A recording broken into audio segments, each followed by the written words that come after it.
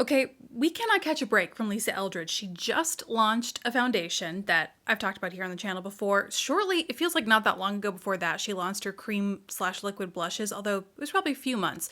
But now, just maybe a month after that foundation, she has come out with liquid/cream eyeshadows, her liquid Lurex eyeshadows, and I want to talk about them here today. As I filmed this, uploaded a short yesterday of me trying all of these on my eyeballs. You don't have to go watch that if you don't want to. I will include all those clips here so you get to see them on.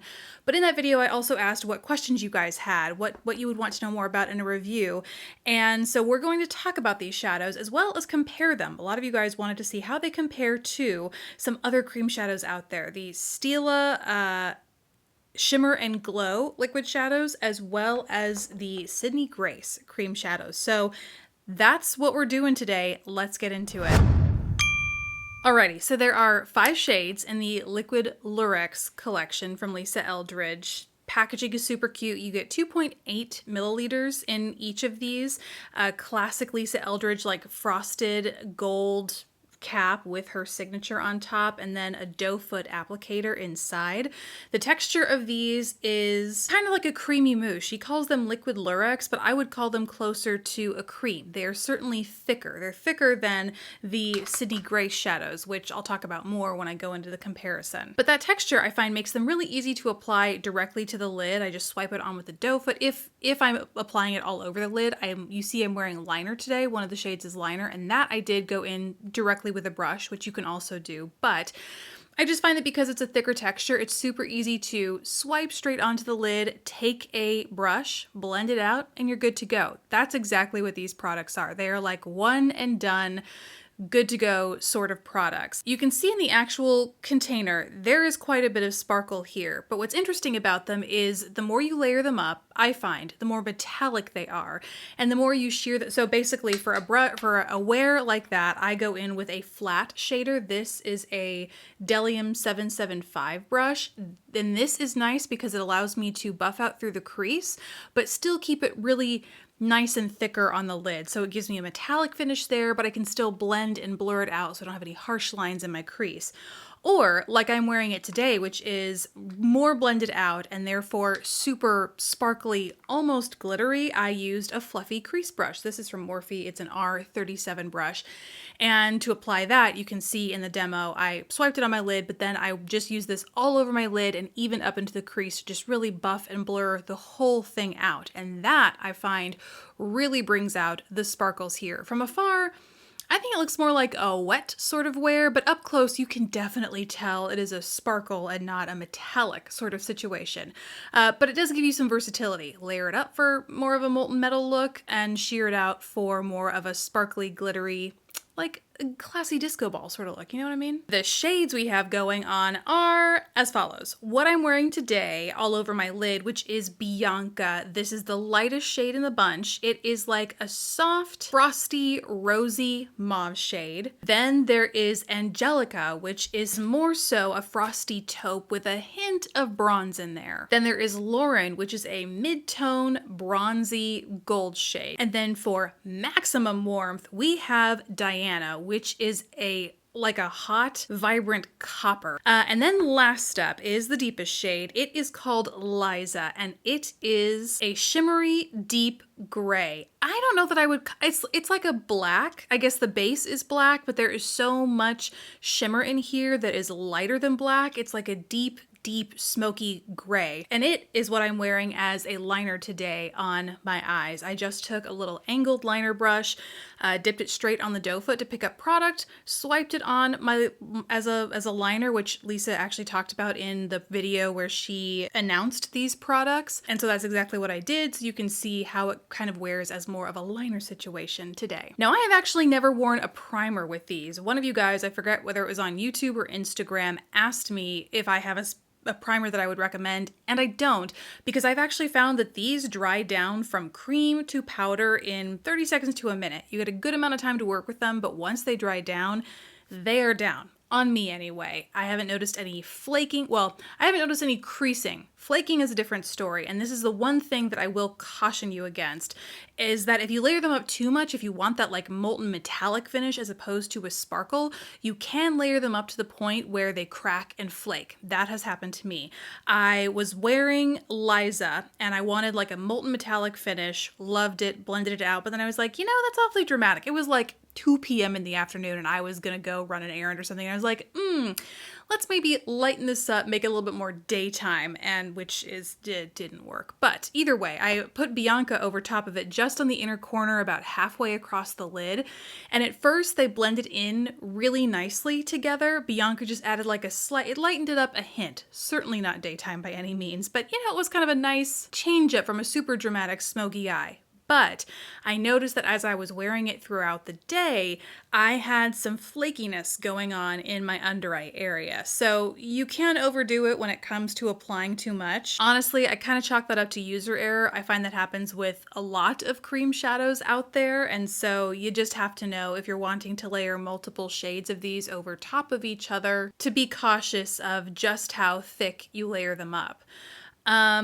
Interestingly, because they dry down so quickly to a powder, these aren't a great sticky base. Like if you want to use these as a colorful base for powder eyeshadows or as a primer in and of themselves, that is not what these are to me because they dry down so quickly. They are like their own thing, their own shadow. You wear these alone. You can layer powders over top of them, but don't expect them to be sticky and like encourage extra clingage from those powders, if you know what I mean. Basically, there's really nothing I don't like about these. They really do their job as a cream shadow. The shades are beautiful. The finish is beautiful. They give you that extra versatility of, metallic finish versus ultra sparkly, depending on how you want to layer it up.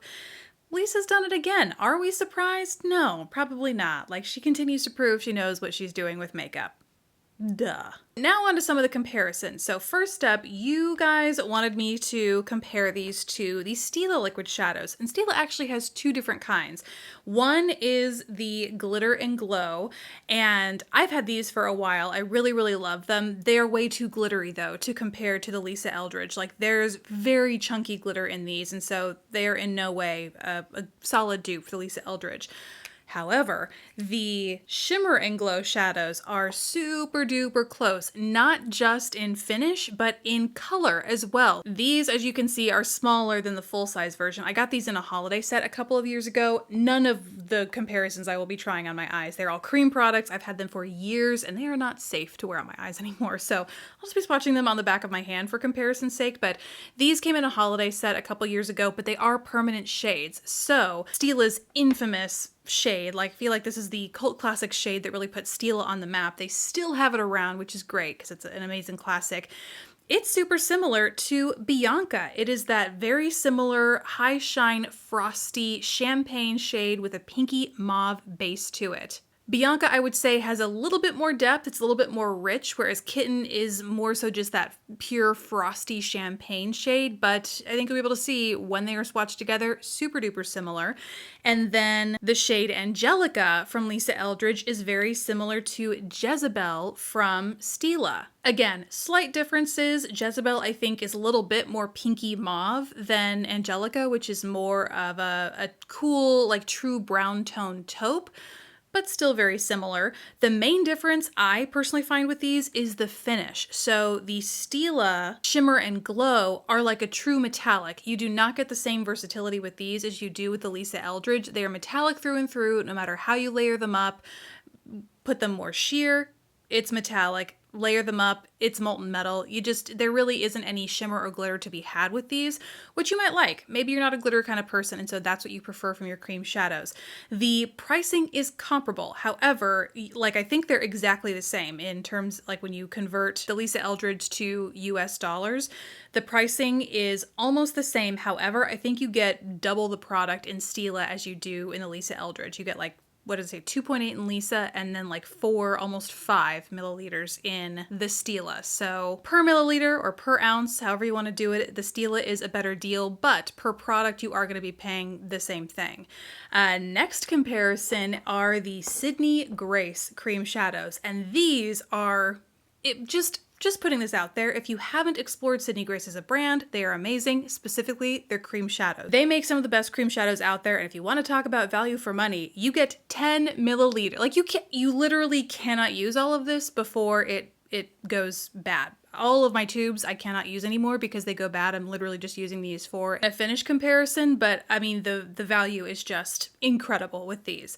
So I don't have any. They also have an incredible shade range in Sydney Grace, so just sticking to, you know, the 5 that Lisa has. However, I didn't find in the, you know, what do I have? 1, 2, 3, 4, 5, 6, 7 shades. I didn't find any dupes, but that is not to say that they don't exist. I just don't personally have them. However, I don't know that you're going to find anything super duper similar in terms of finish, because I have some duochromes, I have some just pure metallic shimmers, and all of them are just like the Stila. They're metallic. No matter how you layer them, you shear them out, they're metallic. You layer them up, still metallic, and so you're not getting that same versatility from either of these as you are with the Lisa Eldridge. Doesn't mean they're bad, it just means that maybe if you have a preference one way or the other, you do want shimmer, you don't care about shimmer, you can pick up the product that is best for you. So unfortunately, for those who are looking, I do not have or know of any super duper like drugstore affordable dupes for the Lisa Eldridge, because the 2-in-1 shimmer metallic thing seems to be super unique to her shadows, but hopefully I do have some alternatives for you in case you're in the mood for a good liquid/cream shadow and the liquid Lurex might just be outside of your price point. Thank you guys so much for watching. Let me know if you have any other questions that I didn't answer down in the comments below. And again, thanks for watching, and I will catch you in the next video, guys. Bye.